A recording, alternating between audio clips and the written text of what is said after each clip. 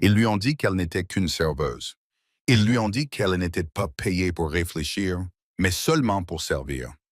Mais lorsque la femme la plus riche de Tokyo est entrée dans le Sterling et a refusé de parler un mot d'anglais, toute l'équipe de direction s'est figée de terreur. Le PDG transpirait. Le directeur général paniquait. Une fusion d'1 milliard de dollars était sur le point de capoter à cause d'une simple barrière linguistique. Ils ont essayé Google Translate. Ils ont essayé de crier. Ils ont échoué. C'est alors que Victoria, la fille qu'ils avaient ridiculisée pour ses chaussures bon marché et son comportement discret, s'est avancée.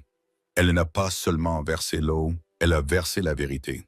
Et ce qui s'est passé ensuite n'a pas seulement conduit au licenciement de quelqu'un, cela a changé toute la hiérarchie de la ville.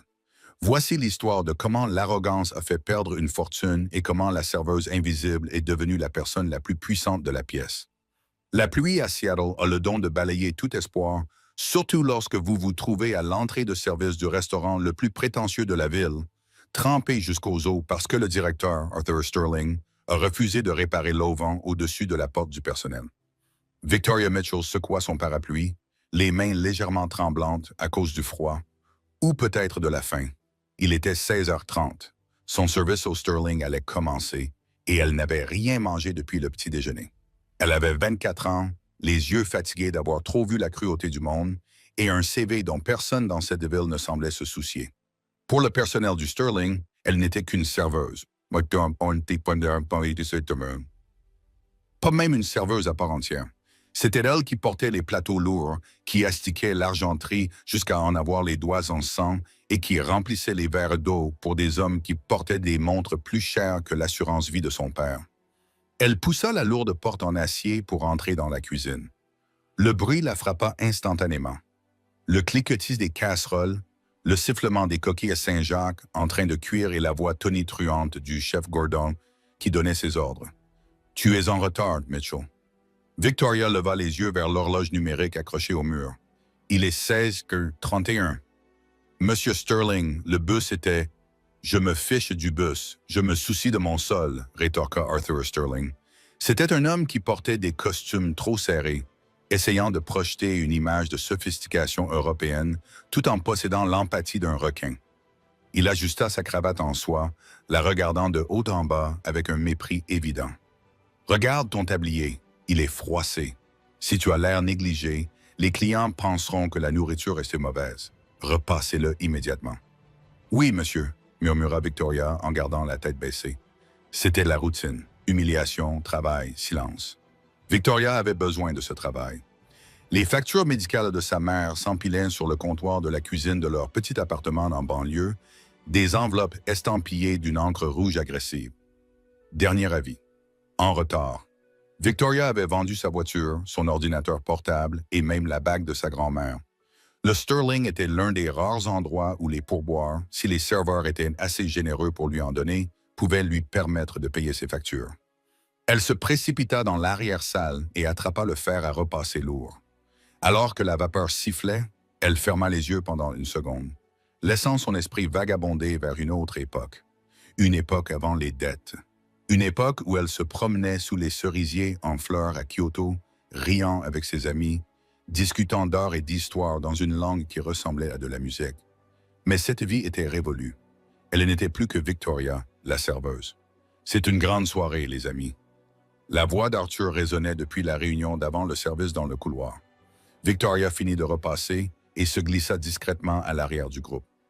Arthur se tenait debout sur une caisse, s'adressant au personnel comme un général avant la bataille. « Écoutez bien, ce soir, ce n'est pas seulement un service de dîner, c'est un couronnement. Charles Harrington arrive à 19h. » Un murmure parcourut le personnel. Charles Harrington était un magnat de l'immobilier, un homme qui possédait la moitié de la ligne d'horizon. Il était également connu pour être un client notoirement avare en pourboire, à moins d'être impressionné. Mais il n'est pas seul, poursuivit Arthur, les yeux brillants de cupidité. Il vient accompagné d'une invitée, Mme Ko Tanaka. Elle est la matriarche de l'empire Tanaka Heavy Industries. Elle arrive spécialement du Japon pour signer l'accord d'acquisition du projet du port de Seattle. Si ce dîner se passe bien, Harrington a promis de réserver tout le restaurant pour une soirée privée le mois prochain. Cela représente 50 000 $ pour une soirée. Tout le monde. Les pourboires suffiront à payer votre loyer pour un an. Les serveurs, une équipe élégante et séduisante, principalement embauchés pour leur physique, acquiescèrent avec enthousiasme. Cependant, Arthur leva le doigt. Madame Tanaka est traditionnelle, issue d'une famille fortunée de longue date, très pointilleuse. Je veux que tout soit parfait, Mitchell. La salle se tut lorsque Arthur pointa son doigt manucuré vers Victoria. Oui, monsieur, restez loin de la table numéro 1. Je ne veux pas que vous encombriez l'espace. Vous ne remplissez les verres que lorsqu'ils sont vides et vous le faites discrètement. Ne parlez pas à monsieur Harrington. Ne regardez pas madame Tanaka. Vous êtes un fantôme, vous comprenez? Si vous me faites honte devant ces gens, vous ne serez pas simplement licencié. Je ferai en sorte que vous ne travailliez plus jamais dans ce quartier. Je comprends, dit Victoria d'une voix calme, même si son cœur battait à toute rompre. La réunion prit fin. Les serveurs se précipitèrent pour polir leurs verres à vin. Victoria se retira vers la fontaine à eau, remplissant les lourds pichets en cristal. Elle les regarda se préparer. Elle vit le serveur en chef, un homme grand et arrogant nommé Brad, s'entraîner à s'incliner devant le miroir. C'était maladroit, trop profond, théâtral. Victoria se mordit la lèvre. Elle voulait lui dire « Ne vous inclinez pas comme ça. C'est ridicule. Dans un contexte professionnel, un angle de 30 degrés est respectueux. Ce que vous faites ressemble à une parodie. » Mais elle resta silencieuse. Elle était un fantôme, et les fantômes ne donnent pas de conseils aux vivants. L'atmosphère du Sterling changea à 19 heures pile. L'éclairage ambiant s'atténua, la musique jazz s'adoucit jusqu'à devenir un murmure, et les lourdes portes en chêne s'ouvrirent. Charles Harrington entra le premier. C'était un homme corpulent, débordant d'une fausse assurance, vêtu d'un costume bleu marine qui criait l'autorité. Mais tous les regards étaient tournés vers la femme derrière lui. Madame Kotanaka était petite, peut-être âgée d'environ 70 ans, vêtue non pas d'un kimono, mais d'un tailleur Chanel gris anthracite impeccable. Elle marchait avec une canne, mais ne s'appuyait pas dessus. Elle l'utilisait pour marquer son rythme. Ses cheveux argentés étaient tirés en arrière en un chignon impeccable. Son visage était indéchiffrable, un masque de pierre. Derrière elle se trouvaient 2 assistants à l'air nerveux, tous 2 portant d'épaisses mallettes en cuir. « Madame Tanaka, bienvenue. Bienvenue au Sterling. » Arthur Sterling courut pratiquement jusqu'au podium, le sourire si large qu'il semblait douloureux. « Nous avons préparé la table de l'empereur pour vous. » Madame Tanaka s'arrêta. Elle regarda Arthur, puis elle regarda le restaurant. Elle ne sourit pas, elle ne hocha pas la tête, elle tourna simplement légèrement la tête vers son assistant. L'assistant, un jeune homme en sueur, se pencha vers elle. Madame Tanaka lui murmura quelque chose. « S'il vous plaît, » dit l'assistant dans un anglais fortement accentué. « Une table tranquille dans un coin. »« Bien sûr, dans un coin. »« Tout de suite, » dit Arthur en se retournant. Il fit signe à Victoria de venir. De l'eau maintenant. Victoria prit la photo et suivit le cortège jusqu'à la alcôve privée au fond de la salle. C'était la meilleure place du restaurant, avec vue sur les lumières de la ville sous la pluie. Dès qu'ils s'assirent, la tension fut palpable. Charles Harrington était clairement désespéré. « Alors, Madame Tanaka, » dit-il d'une voix trop forte pour cet endroit intimiste. « J'espère que votre vol s'est bien passé, » envoya le Jedi. « Cela vous a-t-il plu? » Madame Tanaka prit la serviette en lin. Elle la déplia lentement, inspectant le tissu. Elle ne dit rien. Elle regarda Harrington et prononça une seule phrase en japonais. Sa voix était baroque et incroyablement rapide. Harrington se figea. Il regarda ses assistants. Les assistants se regardèrent, terrifiés. Traduction. Aboya Harrington au jeune homme. Elle dit, balbutia l'assistant, elle dit que l'air est sec. Harrington laissa échapper un rire nerveux. Sec? Oui. Eh bien, apportons du vin. Le vin remédiera à la sécheresse. Il fit un geste frénétique de la main. « Garen Brad, venez ici. » Brad, le serveur en chef, se précipita. « Monsieur Harrington, un honneur pour la dame. » Harrington regarda Tanaka. Que souhaiterait-elle? Madame Tanaka regarda la carte des vins reliés en cuir que Brad lui présentait. Elle ne l'ouvrit pas. Elle la repoussa d'un doigt. Elle parla à nouveau, plus vite cette fois, d'un ton plus sec. C'était une suite complexe de mots faisant référence à la région, à la texture et à l'histoire. Brad sourit d'un air perplexe. « Je crois qu'elle veut du pénino noir. » L'assistant secoua violemment la tête. « Non, pas de pénino. Eh bien, Qu'a-t-elle dit? Demanda Harrington, le front couvert de sueur. Ce contrat valait 400 millions de dollars. S'il ne pouvait même pas lui commander un verre, l'acquisition du port était compromise. Elle parle un dialecte très ancien, murmura l'assistant, l'air honteux. Elle est issue de l'aristocratie de Kyoto. Je viens de Tokyo. Il est parfois très difficile de saisir les nuances spécifiques. Vous êtes son traducteur et vous ne la comprenez pas, siffla Harrington. C'est du japonais poétique, se défendit l'assistant. Très formel, Arthur Sterling, sentant le désastre approcher, intervint. Il était resté à proximité. Y a-t-il un problème, Monsieur Harrington? Elle veut boire un verre, Arthur, et personne ne comprend ce qu'elle dit. Arthur bombait le torse. Laissez-moi m'en occuper. Il sortit son smartphone et ouvrit une application de traduction. Il sourit avec condescendance à la matriarche milliardaire. Madame, dit-il en tenant le téléphone près de son visage comme si elle était une enfant. Parlez ici. Victoria, debout dans l'ombre, à 1 mètre de distance avec sa carafe d'eau, sentit un frisson lui parcourir l'échine.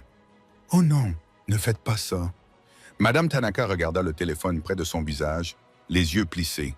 L'insulte était palpable. Dans son monde, on ne mettait pas d'appareils électroniques sous le nez d'une personne âgée. C'était une violation flagrante de l'étiquette. Elle arracha le téléphone des mains d'Arthur. Il tomba bruyamment sur le sol carrelé coûteux. Le bruit résonna dans tout le restaurant. Le silence s'abattit sur la salle à manger. Toutes les fourchettes s'arrêtèrent de bouger. Arthur resta là, bouche bée, le visage devenu cramoisi. Madame Tanaka se leva. Elle reprit la parole, haussant le ton. Ce n'était plus une demande de boisson. C'était une condamnation. Elle désigna la porte. Elle partait? L'assistante poussa un cri aigu. Elle était très offensée. Elle disait que cet endroit n'avait pas d'âme, pas d'omotenashi, pas de respect. Non, non, non, Harrington bondit, lui barrant le passage. « Madame, je vous en prie, c'est un malentendu. Arthur est un idiot. Pardonnez-lui. Asseyez-vous, je vous en prie. Nous trouverons ce que vous voulez. N'importe quoi. » Madame Tanaka le fusilla du regard. Elle croisa les bras. Elle prononça un seul mot. « Saké. »« Merde !» hurla Harrington. « Elle veut du saké. Arthur, va chercher du saké. Nous ne servons pas de saké. » Monsieur Harrington, balbutia Arthur, terrifié. C'est un steakhouse fusion français. Nous avons du merlot. Nous avons du cabernet. Alors cours dans la rue et achète-lui du saké. Hurla Harrington. Ce n'est pas n'importe quel saké. L'assistante l'interrompit, l'air sur le point de s'évanouir. Elle demande un Junai Dainjo très spécifique, provenant d'une préfecture spécifique. Si vous apportez le mauvais, elle sera encore plus insultée. Lequel? Écrivez-le. Je n'ai pas compris le nom du village, admit l'assistant en baissant la tête. Honteux. Elle parlait trop vite. C'était une impasse totale. Un milliardaire était prêt à partir.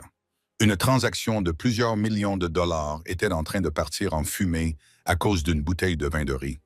Arthur semblait sur le point d'avoir une crise cardiaque. Victoria serra la poignée de sa carafe d'eau. Ses jointures étaient blanches.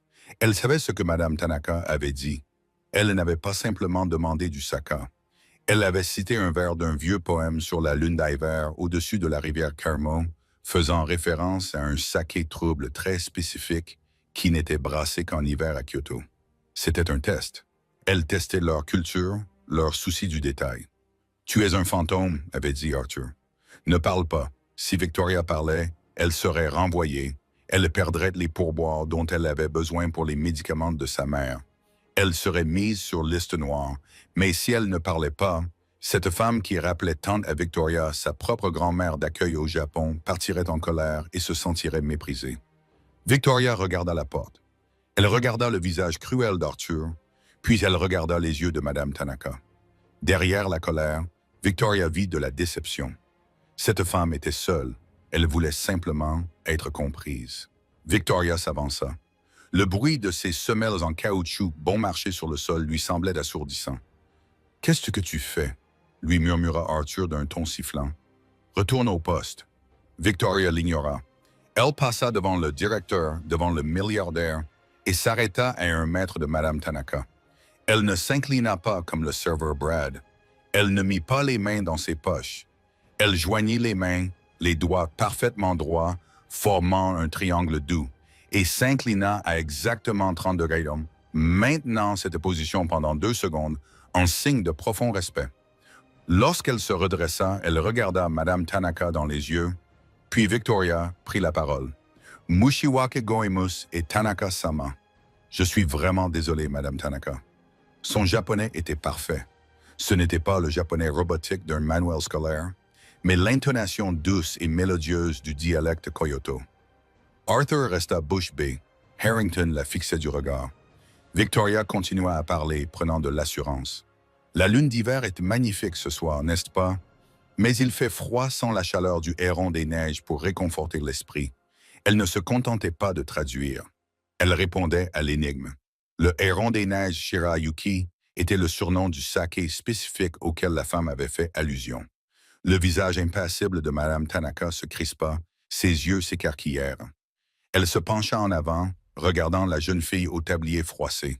« Vous connaissez le héron ?» demanda Tanaka en japonais. La voix légèrement tremblante. « Mon père d'accueil le brassait à Fushimi. » Victoria répondit en japonais. « Nous n'avons pas de bouteille ici, Tanaka-sama. Cependant, j'ai un pot de thé à l'arrière. Il n'est pas au menu. C'est du Guyokuro ombragé pendant 3 semaines. Je l'ai apporté de chez moi pour ma propre pause. Ce n'est pas du saké, mais il vous réchauffera les mains jusqu'à ce que nous trouvions ce que vous cherchez. » Le silence dans la pièce était lourd, mais il n'était plus gênant. Il était stupéfait. Madame Tanaka regarda Victoria pendant un long moment angoissant. Puis, lentement, les coins de sa bouche se relevèrent. « Guyuro » dit Tanaka doucement en anglais, le premier mot anglais qu'elle prononçait de toute la soirée. « J'accepte. » Elle se rassit. Harrington poussa un soupir qui ressemblait au bruit d'un pneu qui se dégonfle. Il regarda Victoria comme si elle était une extraterrestre qui venait d'atterrir. Arthur Sterling, cependant, n'avait pas l'air soulagé. Il avait l'air furieux. Son visage était violet. Il attrapa Victoria par le bras et l'éloigna violemment de la table, la traînant vers les portes battantes de la cuisine.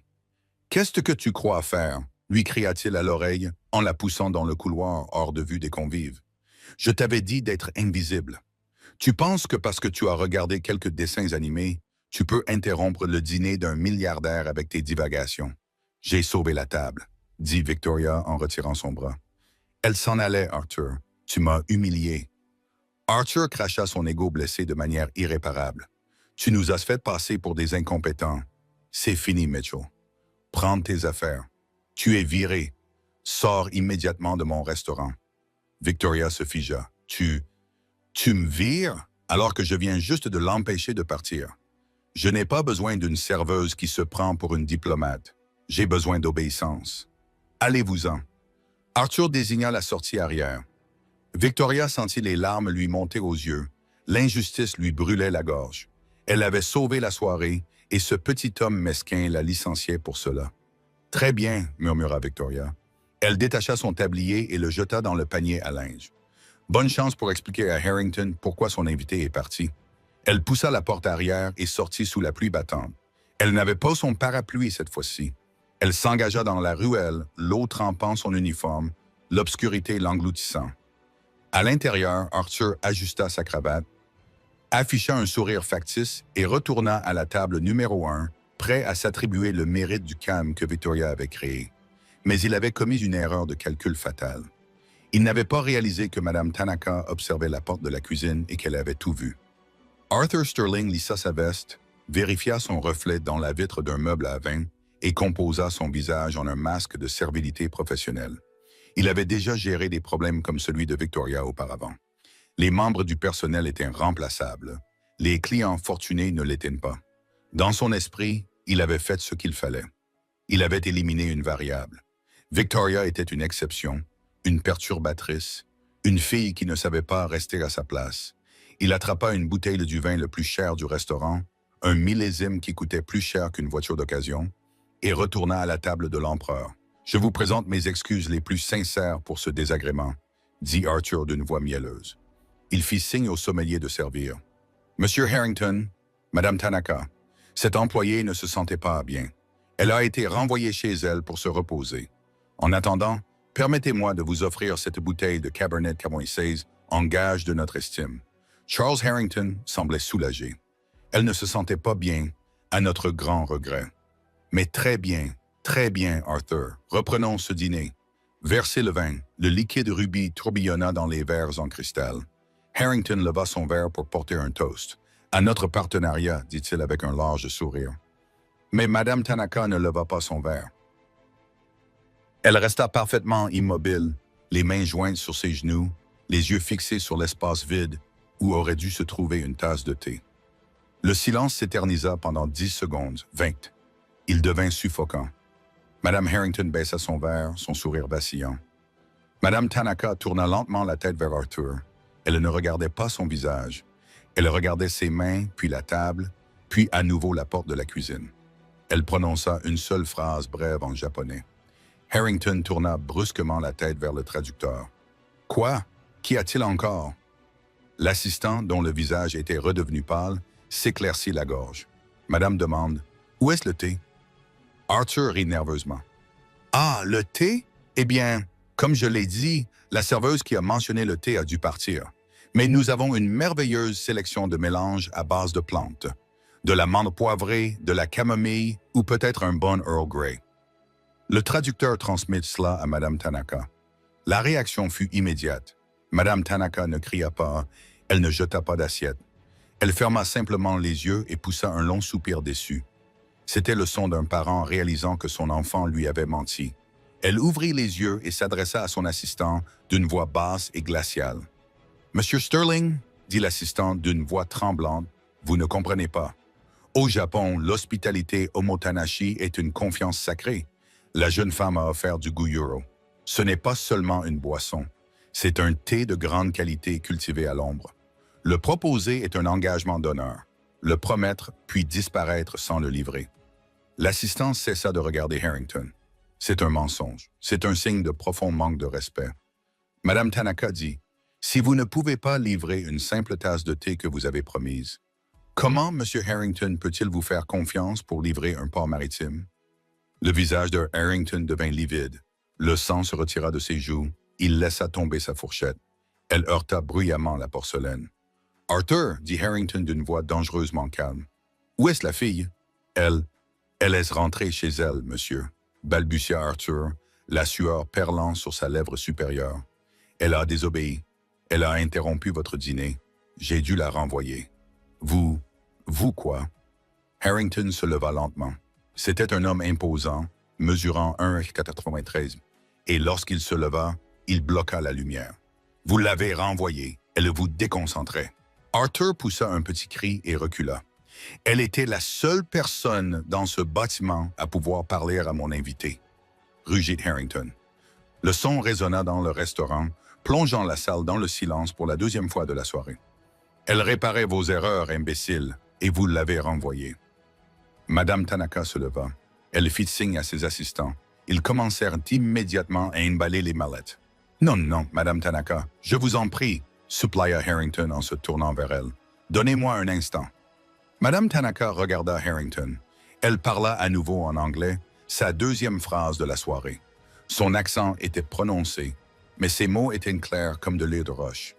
Pas de thé, pas de confiance, pas d'accord. Elle se dirigea vers la sortie. « Attendez !» cria Harrington. Il se retourna et attrapa Arthur par le col de son costume italien hors de prix, soulevant le petit homme sur la pointe des pieds. « Ramenez-la. »« Monsieur Harrington, elle est partie. Elle est partie il y a 10 minutes. Alors courez. » Harrington poussa Arthur en arrière, le faisant trébucher sur un serveur qui portait un plateau d'huîtres. Le plateau s'écrasa sur le sol. De la glace et des coquilles se répandirent partout. « Je me fiche que vous deviez courir jusqu'à la sortie de la ville. Si vous ne ramenez pas cette fille dans 10 minutes, j'achèterai cet immeuble juste pour vous licencier moi-même. Et ensuite, je vous poursuivrai en justice pour chaque centime de perte de revenus. Allez-y. » « Mais il pleut, » gémit Arthur. « Glazy, » rugit Harrington, Arthur Sterling, l'homme qui se vantait de sa dignité, l'homme qui ne touchait jamais une assiette sale. Il se retourna et courut. Il sprinta devant les clients stupéfaits, glissa sur une huître rebelle, se releva précipitamment et se précipita dehors dans la tempête. La pluie à Seattle était impitoyable. Ce n'était pas une bruine. C'était une nappe d'eau glacée qui trempait les vêtements en quelques secondes. Victoria marchait à 3 pâtés de maison du restaurant, blottie sous l'auvent d'une boulangerie fermée. Elle tremblait violemment. Elle n'avait ni parapluie, ni manteau, juste son uniforme de serveuse et un cardigan qu'elle avait pris dans son casier. Elle tenait son téléphone entre ses doigts engourdis, les yeux fixés sur l'écran. Elle avait ouvert son application bancaire. Soldé, 42,50 $. Son loyer était de 200. Il était dû dans 3 jours. L'ordonnance de sa mère coûtait 80 $. Elle était due le lendemain. Stupide, murmura-t-elle en essuyant la pluie et les larmes sur son visage. Pourquoi ai-je parlé? Pourquoi n'ai-je pas simplement gardé le silence? Elle avait laissé son orgueil prendre le dessus. Elle avait vu une vieille femme seule et avait pensé pouvoir l'aider. Et qu'est-ce que cela lui avait rapporté? Le chômage. Maintenant, elle allait devoir rentrer chez elle et dire à sa mère qu'elle avait encore échoué. Elle regardait les voitures passer dans les éclaboussures, se demandant si elle ne ferait pas mieux de marcher les 8 kilomètres qui la séparaient de chez elle pour économiser le prix du bus. Soudain, elle entendit un bruit par-dessus le tambourinement de la pluie. Quelqu'un criait « Mitchell! Hey, Mitchell! » Elle se retourna. À travers le rideau de pluie, elle vit une silhouette courir vers elle. C'était vraiment pathétique. Un homme en costume trempé, ses chaussures en cuir coûteuse éclaboussant les flaques d'eau, ses cheveux parfaitement gominés collés à son crâne. C'était Arthur. Victoria se raidit. Elle se détourna et se mit à marcher plus vite. Elle ne voulait pas entendre ses insultes. Elle ne voulait pas qu'il la voie pleurer. « Attends, Victoria, arrête !» Arthur haleta, la rattrapant. Il lui saisit l'épaule. Victoria se retourna brusquement et repoussa sa main. « Ne me touche pas. Tu m'as viré, Arthur. Laisse-moi tranquille. » Arthur haletait, la poitrine soulevée par les respirations. Il ressemblait à un rat noyé, du mascara provenant du maquillage de quelqu'un d'autre. Peut-être qu'une étreinte d'une hôtesse d'accueil coulait sur sa joue. Il avait l'air sauvage. Tu dois revenir, haleta Arthur, se penchant, les mains sur les genoux. Victoria le fixa. « Tu es fou? Tu m'as jeté dehors. » Elle s'en va. Arthur s'étouffa. « La japonaise, elle s'en va. Harrington va me tuer. Il va me ruiner. »« On dirait que c'est ton problème, » dit Victoria en se retournant vers la rue. « Je dois trouver un nouveau travail. »« Le double, » hurla Arthur. Victoria s'arrêta. « Je te payerai le double, » supplia Arthur en se plaçant devant elle pour lui bloquer le passage. « Le double de ton tarif horaire pour ce soir. Reviens, serre-moi ce fichu thé et dis-lui les mots magiques qui la feront rester. » Victoria le regarda. Cet homme avait passé 6 mois à lui rendre la vie impossible. Il s'était moqué de ses chaussures. Il avait volé ses pourboires pour payer des verres cassés qu'elle n'avait pas cassés. Il l'avait traité de poubelle il y a moins de 20 minutes. « Non, » dit Victoria calmement. Arthur avait l'air abattu, le triple du tarif. « Et tu peux prendre ton week-end. »« Je ne veux pas prendre mon week-end, Arthur. J'ai besoin d'argent. J'ai des factures à payer. » Victoria le regarda dans les yeux. « Et je ne veux pas travailler pour un homme qui traite les gens comme des ordures. » Arthur était désespéré. Il regarda vers le restaurant. Il pouvait imaginer Harrington démanteler sa vie morceau par morceau. « D'accord, écoute, je suis désolé, » cria Arthur par-dessus un coup de tonnerre. « Je suis désolé de t'avoir licencié. C'est ce que tu veux? » « Des excuses. Je veux du respect, » dit Victoria. « Mais tu n'en as pas à offrir. » Elle se remit à marcher. 5 000 $. Victoria se figea. Son pied planait au-dessus d'une flaque d'eau. Arthur chercha son portefeuille à tâtons. Ses doigts mouillés tâtonnaient dans le cuir. « Je te donnerai 5 000 $ en espèces. J'ai la clé du coffre-fort. C'est la petite caisse pour payer les fournisseurs. Je te donnerai tout. S'il te plaît, sauve ma vie. » Victoria se retourna lentement. 5 000 $. Cela permettrait de payer le loyer. Cela permettrait de payer les factures médicales. Cela leur donnerait un peu de répit pendant 3 mois. Elle regarda Arthur, tremblant de froid, dépouillé de toute son arrogance. Il n'était plus le patron effrayant. Il n'était plus qu'un petit homme pathétique et cupide. « 5 000 $, répéta Victoria. « Et je veux retrouver mon travail avec un horaire garanti par écrit. »« Oui, oui, tout ce que vous voulez. Venez. » Arthur fit un signe frénétique de la main en direction du restaurant. Victoria prit une profonde inspiration. Elle ne faisait pas cela pour Arthur. Elle le faisait pour sa mère et une petite partie d'elle-même admettait qu'elle le faisait pour Madame Tanaka. Elle se souvenait du regard de la vieille femme, de sa solitude. « D'accord, dit Victoria, mais je ne marcherai pas. J'ai mal aux pieds. » Arthur la fixa du regard. « Quoi? Tu veux que je revienne vite? » Victoria désigna la luxueuse berline qui attendait au feu rouge, un service de taxi que le Sterling utilisait pour ses VIP. « Appelle cette voiture, mette-la sur le compte du restaurant. » Arthur poussa un grognement de frustration, mais il courut dans la rue, agitant les bras comme un fou jusqu'à ce que la Lincoln Town Car s'arrête. Il lui ouvrit la porte arrière. Victoria Mitchell, la serveuse qui avait économisé quelques centimes pour prendre le bus, se glissa sur la banquette arrière en cuir. Arthur se précipita de l'autre côté, éclaboussant la sellerie d'eau. « Allez-y » cria Arthur au chauffeur. « Retournez au Sterling Drive comme si la police vous poursuivait. » À l'intérieur du restaurant, l'ambiance était festive. Madame Tanaka se tenait près de la porte. Ses assistantes tenaient des parapluies, prêts à les ouvrir. Harrington bloquait la sortie, pratiquement à genoux, bredouillant de manière incohérente à propos de port de marché et de synergie. « Madame, s'il vous plaît, encore 5 minutes, » supplia Harrington. Madame Tanaka regarda sa montre. Elle secoua la tête. Elle fit signe à l'assistant d'ouvrir la porte. Au moment où l'assistante atteignait la poignée, la porte s'ouvrit brusquement de l'extérieur. Arthur Sterling tomba dans la pièce, haletant, comme s'il avait traversé le Puget Sound à la nage. « Je l'ai trouvé » haleta-t-il. « Je l'ai trouvé. » Derrière lui, Victoria entra. Elle était mouillée, ses cheveux étaient en bataille et son uniforme était trempé, mais elle gardait la tête haute. Elle passa devant le directeur haletant. Elle passa devant le milliardaire désespéré. Elle se dirigea droit vers les portes de la cuisine, les poussa et disparut. « Où va-t-elle » demanda Harrington, paniqué. « Est-ce qu'elle s'en va encore ?» « Le thé, dit doucement Madame Tanaka. Elle n'avait pas bougé. Elle regardait la porte de la cuisine avec une intensité étrange. Elle va chercher le thé. 5 minutes passèrent, le restaurant était silencieux. Personne ne commandait à manger. Les cuisinières à l'arrière avaient arrêté de travailler pour observer le déroulement du drame. Puis les portes de la cuisine s'ouvrirent. Victoria apparut.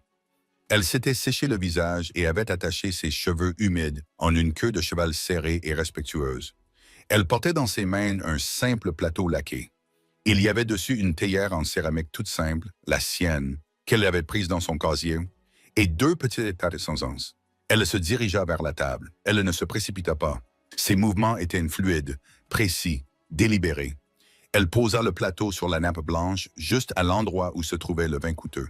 « Tanaka-sama » dit Victoria en japonais, d'une voix calme et chaleureuse. « Je m'excuse pour l'attente. L'eau devait refroidir à 60 degrés. Si elle est trop chaude, le gyro devient amer. Il faut le traiter avec patience. » Elle versa le liquide vert pâle. Il n'avait pas la couleur sombre du thé normal. C'était un jade vibrant et trouble. L'arôme doux, herbacé, comme l'air marin, s'éleva. Madame Tanaka s'assit. Elle prit la tasse à 2 mains. Elle ferma les yeux et inspira. Une seule larme coula du coin de l'œil de la vieille femme. « Fushimi » murmura Madame Tanaka. « Ça sent comme Fushimi au printemps. » Elle prit une gorgée. Victoria se tenait debout, les mains jointes, attendant. Madame Tanaka posa la tasse. Elle regarda Victoria et, pour la première fois, son masque se dissipa complètement. Elle sourit, un sourire sincère de grand-mère qui illumina son visage. « Merci, mon enfant » dit-elle en japonais. Puis elle regarda la chaise vide en face d'elle. Elle regarda Harrington, qui transpirait à travers sa chemise. Elle désigna la chaise. « Monsieur Harrington, asseyez-vous. Buvez du thé. » Ensuite, nous parlerons affaires. Harrington avait l'air d'avoir été gracié d'une exécution. Il s'effondra sur la chaise. « Merci, merci, madame. » Arthur Sterling, debout près de la porte, s'affala contre le mur, soulagé. Il avait survécu. Il avait payé 5 000 $, mais il avait gardé son emploi. Il pensait que le cauchemar était terminé. Il se trompait. Madame Tanaka prit une autre gorgée de thé, puis posa la tasse avec un claquement sec. Elle ne regarda pas Harrington. Elle regarda au-delà de lui, croisant le regard d'Arthur à l'autre bout de la pièce. « Mais d'abord, dit Madame Tanaka en anglais, d'une voix dure comme l'acier, nous allons discuter de la direction. » Le silence qui suivit la déclaration de Madame Tanaka était plus lourd que les tables en chaîne massive de la salle à manger. La direction. Arthur Sterling rit nerveusement, d'un rire qui craqua comme du bois sec. Il fit un pas en avant, essuyant la pluie sur son front, essayant de retrouver son calme. Madame Tanaka, je vous assure que la gestion du Sterling est de classe mondiale. Nous avons eu un léger contretemps avec le personnel ce soir, un malentendu avec un employé junior, mais comme vous pouvez le constater, je l'ai immédiatement rectifié. Il fit un grand geste en direction de Victoria, comme s'il l'avait fait apparaître par magie, plutôt que de la supplier sous une pluie battante. Madame Matanaka tourna lentement la tête. Elle regarda Arthur avec des yeux qui n'étaient plus vagues ou distants. Ils étaient vifs, intelligents et terriblement clairs. « Rectifier », répéta-t-elle, puis elle fit quelque chose qui fit tomber la mâchoire de Charles Harrington.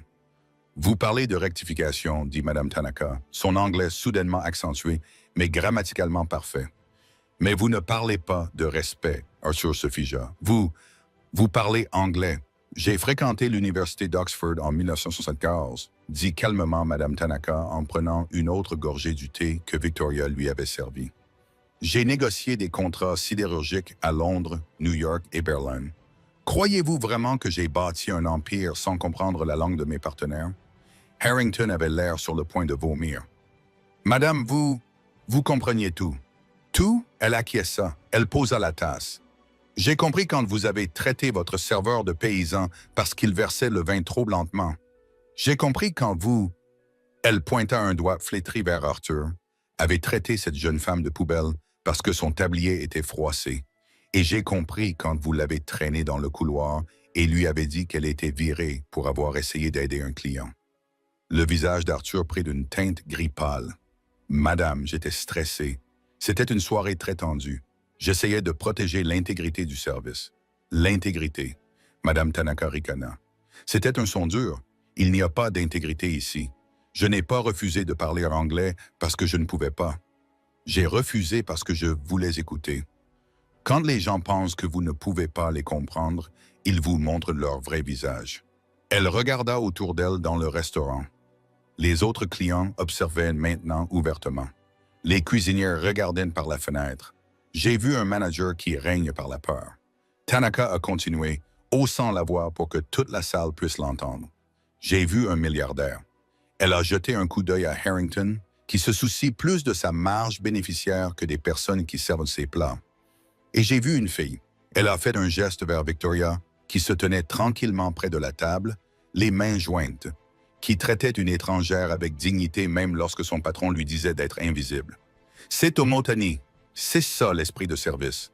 Vous, Monsieur Sterling, vous n'êtes qu'un costume rempli d'air chaud. Harrington vit le danger. Il comprit que la fusion lui échapperait s'il ne faisait pas de sacrifice. Et Charles Harrington était très doué pour faire des sacrifices. Il se leva. Son visage était rouge de colère, entièrement dirigé contre Arthur. Vous l'avez licencié, rugit Harrington, s'emparant de la parole. Vous avez licencié cette fille parce qu'elle a parlé japonais à mon invité. Monsieur Harrington, je vous en prie, balbutia Arthur en reculant. Espèce d'imbécile incompétent. Harrington frappa du poing sur la table. Vous m'avez presque coûté 400 millions de dollars. Vous avez insulté Madame Tanaka. Vous avez traité votre personnel comme des animaux. Je l'ai fait pour vous. Arthur hurla, perdant son sang-froid. Je voulais que tout soit parfait pour vous. Vous êtes viré. Harrington cria en montrant la porte. Faites vos valises, sortez. Si je vous revois dans cette ville, je ferai en sorte que vous ne travailliez plus jamais dans l'hôtellerie. Arthur regarda autour de lui. Il regarda son personnel, les serveurs, les commis, les barman. Il s'attendait à de la sympathie. Au lieu de cela, il vit des sourires. Brad, le serveur arrogant, souriait narquoisement. Le chef, à l'arrière, lui fit un signe de victoire. Arthur Sterling, le tyran du Sterling, avait été renversé. Il redressa sa veste mouillée, essayant de sauver un peu de dignité. « Très bien, je n'ai pas besoin de cet endroit. J'ai des offres, beaucoup d'offres. » Il se retourna pour partir. « Attendez. » La voix de Victoria fendit l'air. Arthur s'arrêta. Il se retourna lentement. « Quoi encore? Tu as obtenu mon poste, tu es content, Mitchell? » Victoria s'avança. Elle n'était pas en colère. Elle ne jubilait pas. Elle fouilla dans sa poche et en sortit la liasse de billets qu'Arthur lui avait donnés dans le taxi, les 5 000 $.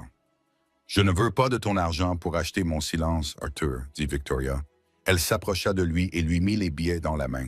Et je ne veux pas de ton travail, ajouta-t-elle. Parce qu'un manager qui doit acheter la loyauté n'est pas un leader, c'est juste un client. Elle lui tourna le dos et retourna à la table. Arthur resta là, tenant les billets humides, complètement abattus. Il regarda l'argent, puis le dos des gens qui l'ignoraient désormais. Il se retourna et sortit sous la pluie. Cette fois pour de bon.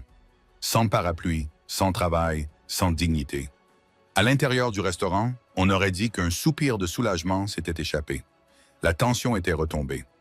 Harrington s'assit en s'essuyant le front avec une serviette. « Madame Tanaka, je vous présente mes excuses les plus sincères.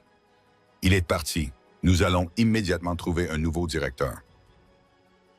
Quelqu'un qui répondra à vos exigences. » Madame Tanaka ne regardait pas Harrington. Elle regardait Victoria. Elle regardait la théière que Victoria avait apportée de l'arrière.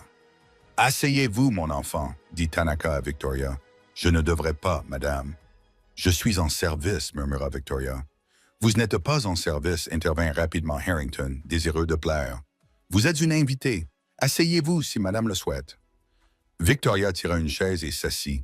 Elle se sentait étrange, assise à la table qu'elle avait polie 1000 fois. Madame Tanaka tendit la main et toucha la théière. C'était une vieille théière en céramique ébréchée au niveau du bec, avec une peinture représentant un saule sur le côté. « Où l'avez-vous trouvé » demanda doucement Tanaka. « C'était un cadeau » répondit Victoria.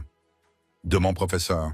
Votre professeur à Kyoto ?»« Oui. » La main de Madame Tanaka trembla légèrement lorsqu'elle suivit du doigt le contour du saule. « Et qui était votre professeur ?»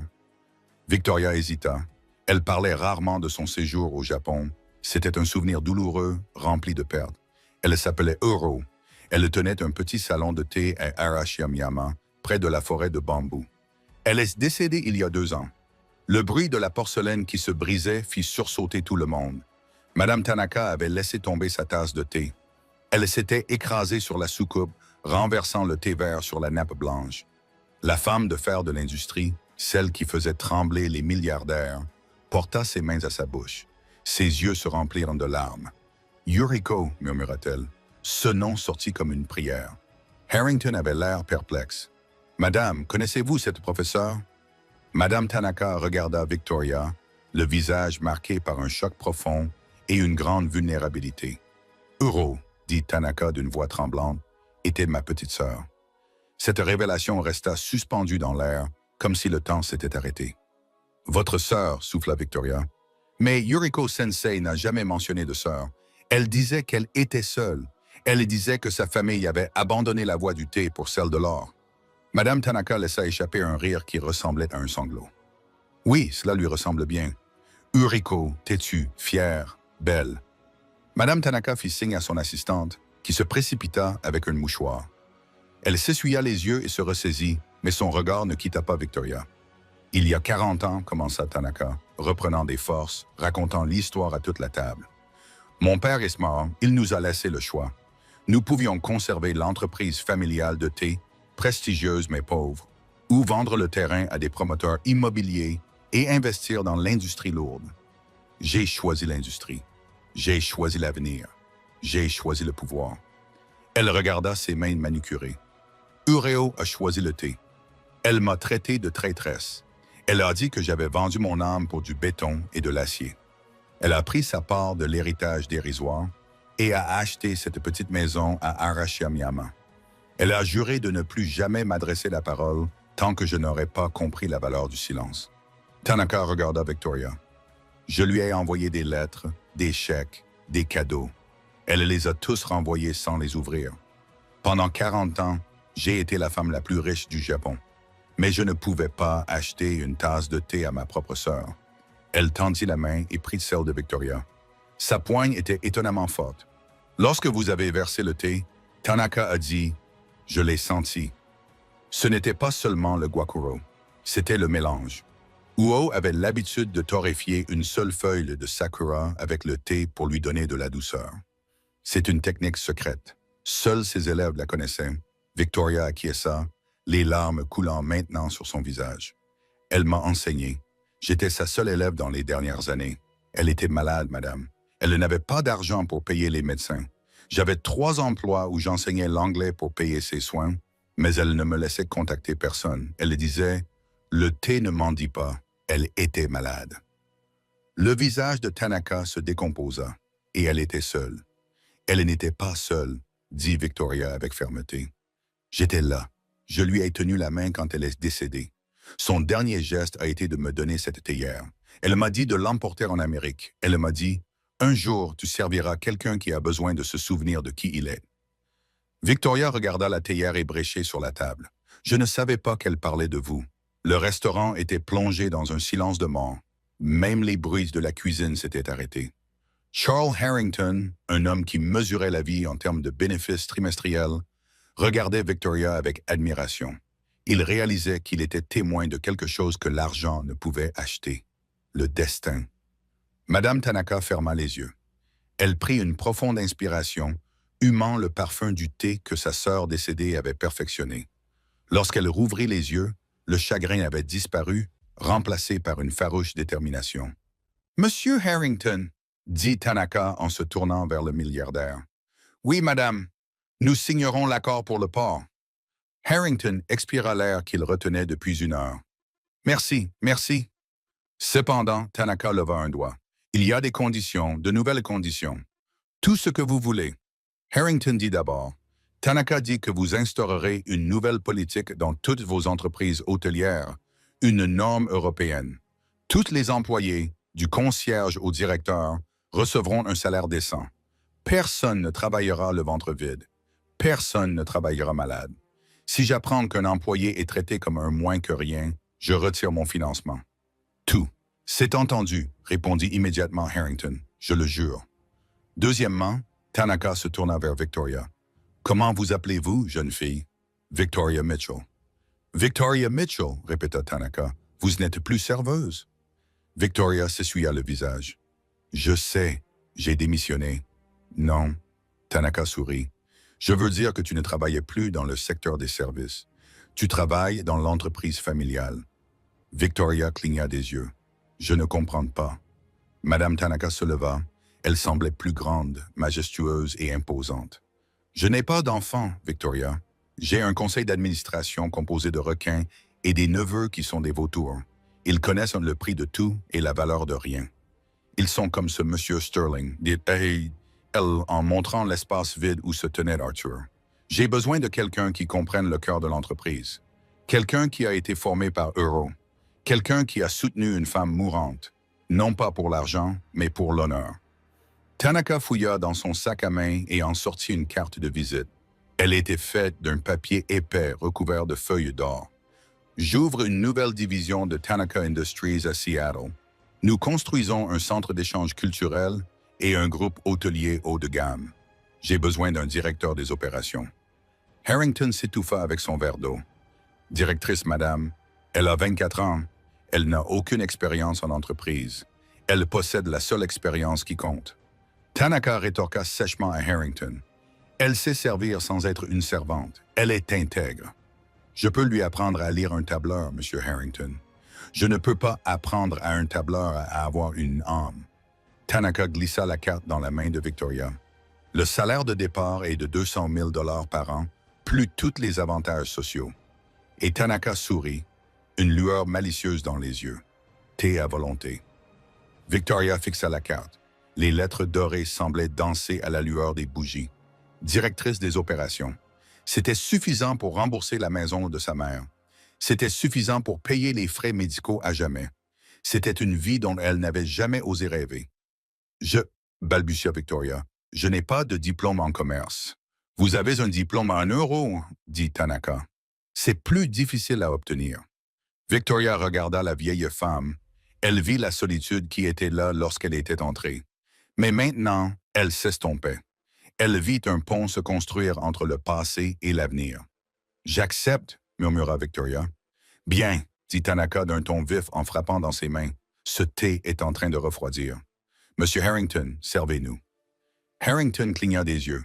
« Moi? Oui, vous. » Tanaka dit, « Si vous allez travailler avec ma nouvelle directrice, vous devez apprendre à la servir. » Charles Harrington, le magnat de l'immobilier milliardaire, se leva. Il contourna la table. Il prit la théière en céramique ébréchée ornée d'un sol et, les mains tremblantes, versa une tasse de thé pour l'ancienne serveuse. Victoria prit la tasse. Elle regarda la vapeur s'élever du liquide couleur jade. Mais l'histoire n'était pas encore terminée, car même si Arthur était parti et Harrington humilié, il restait une personne dans le restaurant qui avait fait de la vie de Victoria un véritable enfer. Brad, le serveur en chef, se tenait près du comptoir à vin. Il avait passé des mois à voler les tables de Victoria, à se moquer de son accent lorsqu'elle parlait japonais au téléphone avec sa mère et à saboter ses pourboires. Victoria but une gorgée de thé. Elle posa la tasse. Elle regarda par-dessus l'épaule de Harrington directement vers Brad. Elle murmura quelque chose à Madame Tanaka. Tanaka écouta, puis tourna son regard vers le serveur terrifié. « Ah, dit Tanaka, celui qui s'incline comme un personnage de dessin animé. Victoria me dit qu'il a un talent particulier. » Brad se figea sous le regard de Madame Tanaka. Il essaya de faire appel à son charme habituel, ce sourire mielleux qui avait séduit les touristes pendant des années, mais il vacilla sous le poids de l'attention de la salle. « Victoria m'a dit que vous étiez le serveur en chef, » dit Madame Tanaka d'une voix faussement légère. « Elle m'a dit que vous étiez très attaché à la hiérarchie, à la distinction entre les personnes importantes et les aides. Je suis fier de ma position. »« Oui, » balbutia Brad en jetant un regard nerveux à Victoria. « Bien, » acquiesça Tanaka, « car à compter de maintenant, votre position a changé. » Elle regarda Victoria. « Directeur Mitchell, quel est le poste qui exige le plus d'humilité? Celui qui vous apprend le poids du service. » Victoria regarda Brad. Elle se souvenait des nuits où il avait accidentellement renversé de la soupe sur son plateau. Elle se souvenait comment il l'avait obligé à nettoyer ses tables pendant qu'il comptait ses pourboires en espèces devant elle. « Le plongeur, » dit Victoria calmement. « Et le serveur, celui qui porte les plateaux lourds, mais qui n'a jamais le droit de parler aux clients. »« Parfait, » dit Tanaka. Elle se tourna vers Harrington. « Faites en sorte que cela se réalise. Si cet homme veut conserver son emploi au sein du groupe Harrington, il passera les 6 prochains mois à la plonge. Il lavera chaque assiette. Il récurera chaque casserole. Et il ne recevra pas un seul pourboire jusqu'à ce que la directrice Mitchell le juge prêt à porter à nouveau une veste de serveur. » Harrington acquiesça vigoureusement. « Considérez que c'est fait. Brad, donnez votre tablier au commis de salle. Va dans l'arrière-boutique. » Le visage de Brad devint cramoisi. « Mais je suis le maître d'hôtel. Je ne fais pas de la vaisselle. »« Tu la fais maintenant, » dit Victoria d'une voix ferme. « Ou tu peux partir comme Arthur. C'est ton choix. » Brad regarda la sortie où la pluie continuait de tomber. Il regarda le restaurant chaleureux. Il regarda les personnes influentes assises à table. Il réalisa qu'il n'avait aucun moyen de pression. Son arrogance lui venait d'Arthur, et Arthur était parti. Lentement, péniblement, Brad déboutonna sa veste de serveur immaculé. Il la tendit à un aide-serveur stupéfait. En maillot de corps, l'air petit et abattu, il se dirigea vers la cuisine pour commencer son service à l'évier. La pluie avait cessé à Seattle, remplacée par la lumière vive et dorée du début de l'automne. Victoria Mitchell entra dans le nouveau siège social de Tanaka Harrington Hospitality. Elle ne portait plus de tablier froissé et de basket bon marché. Elle portait un tailleur bleu marine sur mesure et des talons qui claquaient avec autorité sur le sol en marbre. Elle passa devant la réception où le personnel l'accueillit avec des sourires sincères, non par crainte, mais par respect. Sous sa direction, le taux de rotation du personnel était tombé à 0. Tout le monde était bien payé. Tout le monde était traité comme un être humain. Elle entra dans l'ascenseur privé et monta jusqu'à la suite penthouse. Madame Tanaka l'attendait sur le balcon, donnant sur le Puget Sound. Sur la table entre elles se trouvait la théière en céramique ébréchée avec une peinture de sol. La directrice Tanaka sourit en posant son journal. « Vous êtes en retard. J'inspectais le nouvel emplacement en centre-ville, » dit Victoria en s'asseyant et en se servant elle-même une tasse de thé. Le directeur essayait de réduire les coûts sur les feuilles de thé. Je lui ai rappelé la norme européenne. Et il est en train de préparer un nouveau lot pour le tester lui-même. Victoria sourit. Tanaka rit. C'était un son joyeux. Euro t'aurait adoré. Tu es aussi têtu qu'elle l'était. Je me suis rendu sur sa tombe la semaine dernière, dit Victoria doucement. Je lui ai dit que toi et moi étions en train de boire du thé ensemble. Je pense qu'elle le sait. Tanaka acquiesça en regardant l'eau. Je n'en doute pas. Victoria but une gorgée de thé. Il était parfait, sucré, herbacé et chaud. Elle pensa à Arthur Sterling. Elle avait entendu dire qu'il gérait un fast-food dans un centre commercial à la périphérie de la ville, où il criait après des adolescents à propos de Freer Grease. Il était exactement à sa place. Elle regarda la femme assise en face d'elle, la sœur qu'elle avait trouvée, la famille qu'elle avait choisie. « Merci, Ko », dit Victoria, utilisant le prénom de Tanaka pour la première fois. Madame Tanaka sourit, les yeux plissés au coin. « Non, Victoria, merci à toi.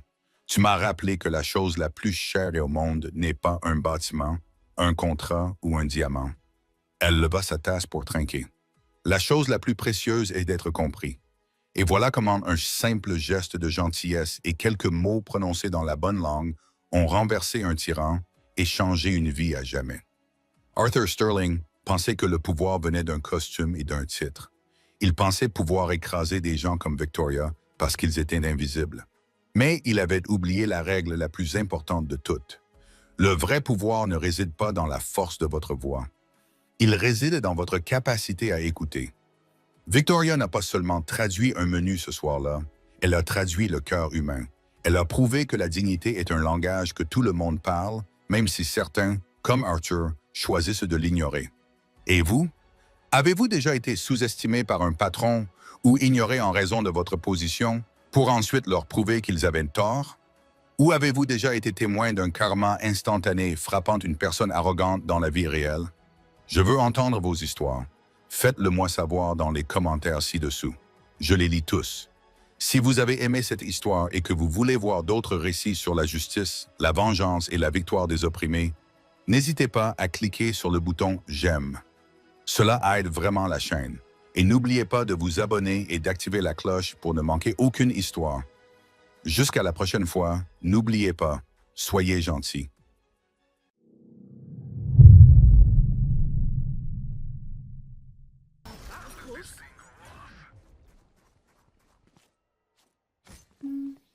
Wieso willst du noch deinen Schatzballern anders geil?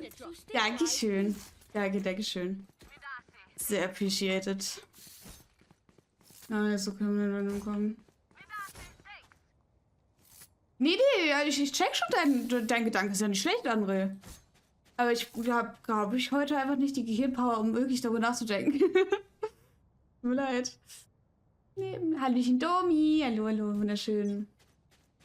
Dankeschön. Ja, Hauptsache man kann haten, yes. Hallöchen Adlerjunge, mein wunderschön. Also keine Ahnung, aber lass dir da nichts einreden.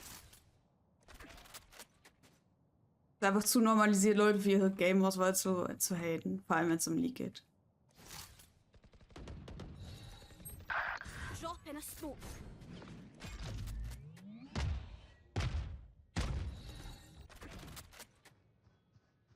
Danke für den Lurk, TNT.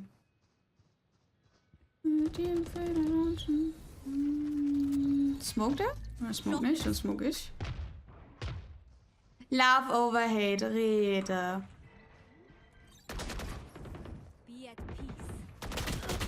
Oh, der Swing war es nicht. Der Swing war es nicht. Anne, hattest du gestern Klausur geschrieben oder stehe ich jetzt, bin ich jetzt dumm?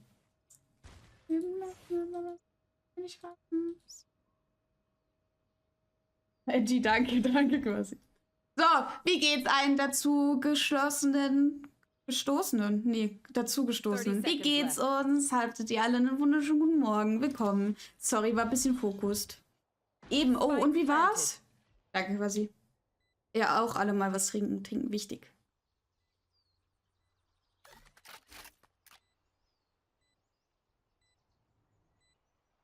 Jetzt so als at the moment. Ich hoffe, du haust dir gut Schmerztabletten. Also, die verschriebenen Schmerztabletten vom Arzt, hoffentlich. Ne? Nach einer OP nicht auf Schmerztabletten verzichten. Ihr müsst nicht stark sein. Aber weiterhin gute Besserung natürlich. Well played. Ohne Albtraum ist so undankbar. Ich sag ehrlich, also, ich weiß nicht. Eine Klausur, die keine Altklausur hat, ist einfach asozial. Vielleicht sind wir zu undankbar als Studenten, aber es ist einfach undankbar. Also weiß ich nicht. Es ist einfach scheiße. Ich check das voll. Aber ich drück dir den Daumen. 4 gewinnen und so. Mir ist zu sehr Schmerz. Jetzt will ich mich überzoomen. Oh! Okay, dann drück ich dir die Daumen, Domi. Viel Erfolg. Müssen nicht stark sein. Nein, Männer müssen nicht stark sein. Männer dürfen weinen, Gefühle zeigen und alles andere. Und sie? No peeking. Shit. They don't know.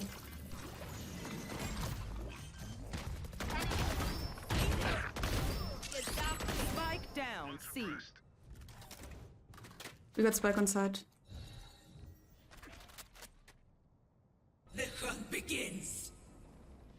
No peeking.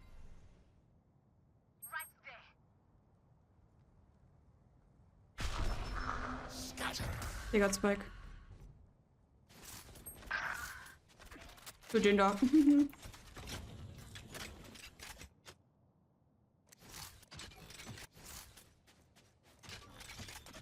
Spike planted. One enemy remaining. Drop in a smoke.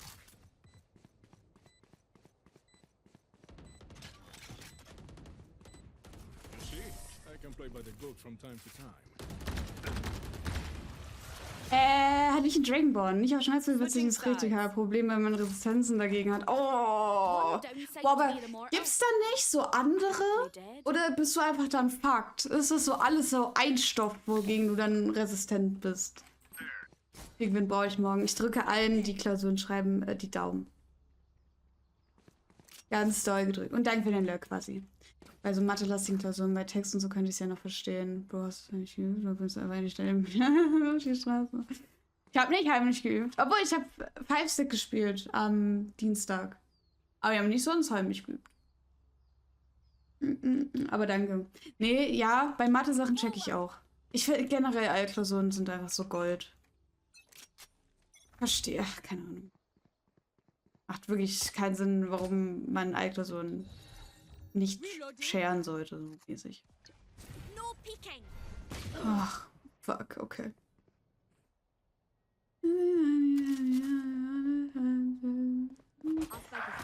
Starke gegen kann ich vergessen. Boah, ja, aber willst du TDD nehmen? Ich glaube ja eher nicht, ne? The spike. Drop in a smoke. Last player Weil die sind ja standing. dann schon suchtanfällig. Nee, ne? Ja, hätte ich auch gesagt. Dann würde ich ja auch lieber verzichten, wahrscheinlich. Schon kacke.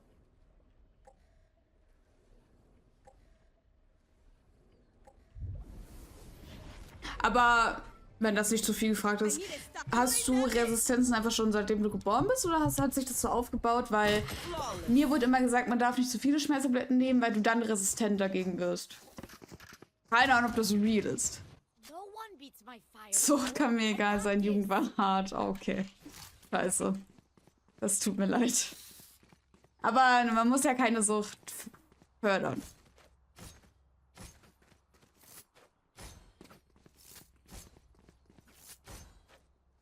Alles gut, okay. Gegenstände wird gebildet. Ja, weil er zu viele genommen hat? Alichinele, guten Morgen. Willkommen, willkommen. Ich hoffe, dir geht's gut.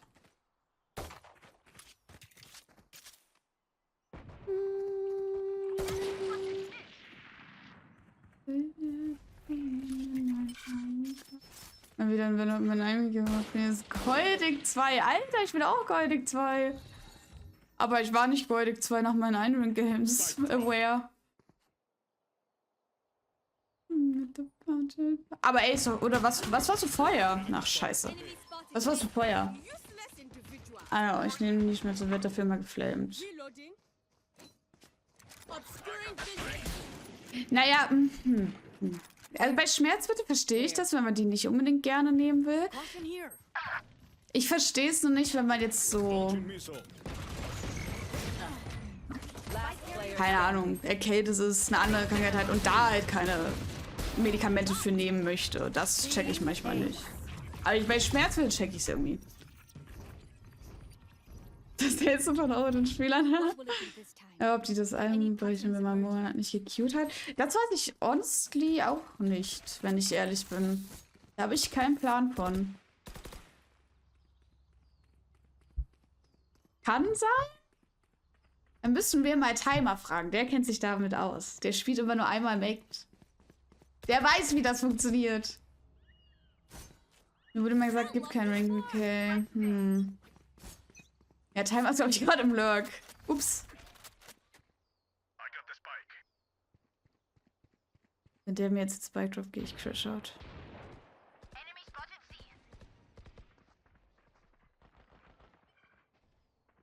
Warum geht der mit mir mit? Das macht absolutely no sense. Warum steppst du? Gehen wir überhaupt C? Nein, Brother. Spike down C. Last player standing. Sorry.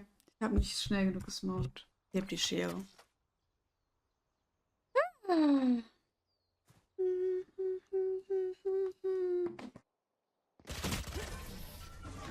Oh, ich hasse Haven so sehr. Diese Map ist so scheiße. Ich hab gesagt, das ist, wurde direkt nach Velo gefragt. Ah, oh mein Gott, okay. Alles klar, Dragonborn. Dann danke mal für deinen Lurk. Und eine entspannte Schicht, hoffentlich. Dieser Map ist ja auch gottlos. Der ist gottlos. Die nehmen einfach fucking, hab Map-Namen vergessen. Der mit den 3 Punkten. Lotus. Lotus, so eine Banger-Map. Yes. Brother, die nehmen die einfach raus. Wir haben Breeze. Und dann nicht mal das gute alte Breeze, sondern das bad neue fucking Breeze. Junge, das ist gottlos.